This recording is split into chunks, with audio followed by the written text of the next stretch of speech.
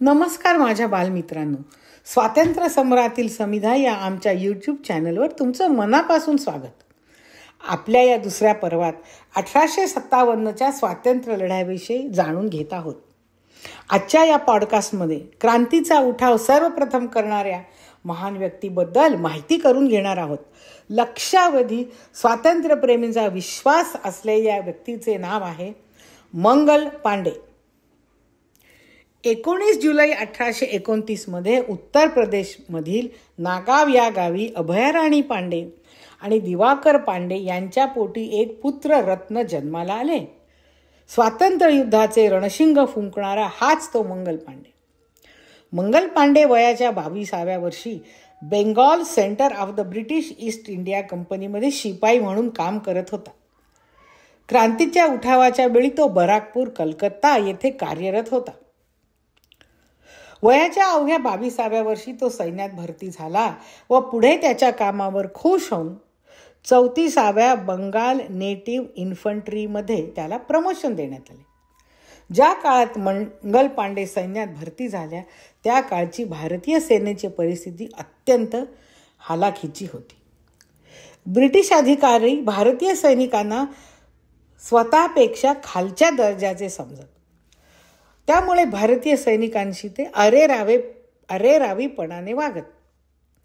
भारतीय सैनिकांना व ब्रिटिश सैनिकांना फारच वेगळी वागणूक मिळत असे. पक्षपात करणे हा जणू ब्रिटिशांचा निसर्गदत्त हक्क होता. त्याचाच परिणाम त्यांनी भारतीय सैनिकांना दिल्या जाणाऱ्या वागणुकीत स्पष्ट दिसत असे. भारतीय सैनिकांचा पगार व ब्रिटिश सैनिकांचा पगार याच्यामध्ये फारच फरक होता. नोकरीत देखील भारतीय सैनिकांना बढती लवकर मिळत नव्हती. ब्रिटिश सैनिक व अधिकारी वेळोवेळी त्यांना अपमानास्पद वागणूक देत असत. वारंवार त्यांना अन्याय सहन करावा लागत असे.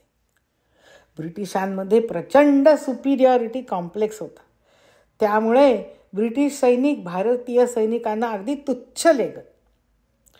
ब्रिटिशांचा अन्याय आणि जुलमामुळे सर्व भारतीय शिपायांना ब्रिटिश आर्मीमध्ये काम करणे दिवसेंदिवस जाचक होत होते आणि त्या सर्वांपासून सुटका मिळायची सुप्त इच्छा त्यांच्या मनात जागृत होत होती.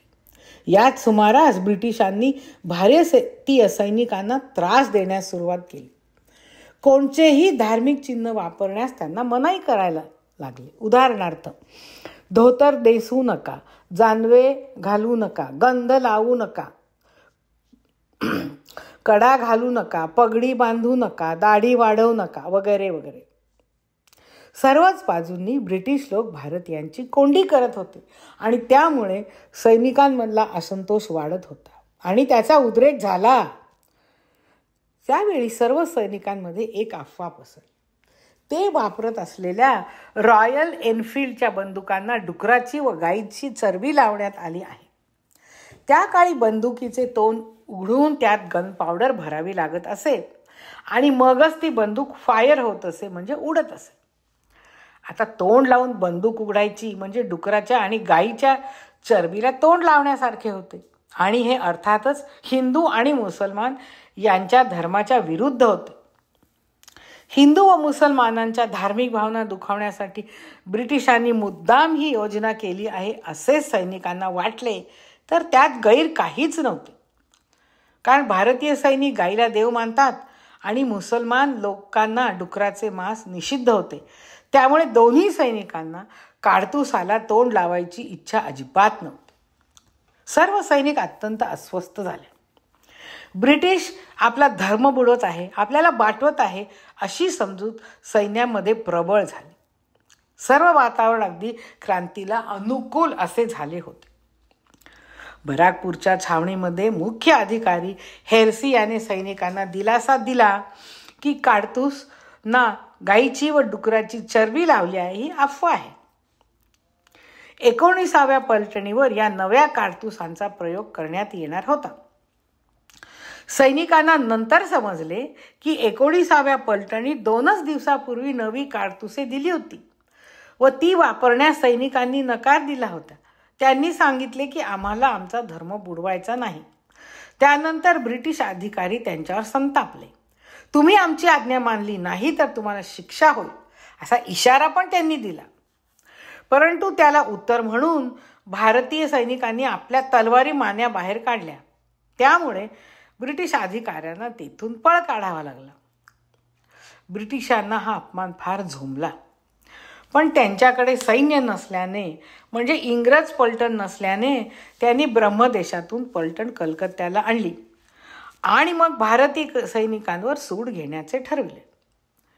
19व्या पलटणीला निशस्त्र करून कामावरून हाकलून देणे हा अघोरी उपाय होता. सैनिकांना धडा शिकवण्याचा व शिपायांना अपमानित करण्याचा ब्रिटिश अधिकाऱ्यांचा हा डाव होता आणि त्याचा प्रयोग त्यांनी भरतपूरला करायचे ठरवले. भरतपूर इथल्या सैनिकांना जेव्हा या योजनेचा सुगावा लागला तेव्हा सैनिक अत्यंत संतप्त झाले होते. आपल्या बांधवांच्या देखत आपला अपमान होणार हा विचार त्यांना स्वस्त बेसू देतच नव्हता. क्रांतीच्या पुढाऱ्यांना ही गोष्ट लक्षात आल्यावर त्यांनी सैनिकांना संयम दाखवायला सांगितले. कारण उठावाची तारीख 30 मे रविवार अशी ठरली होती. घाई केली तर आपले कार्य सिद्धीस जाणार नाही असे सर्व नेते लोकांना वाटत होते.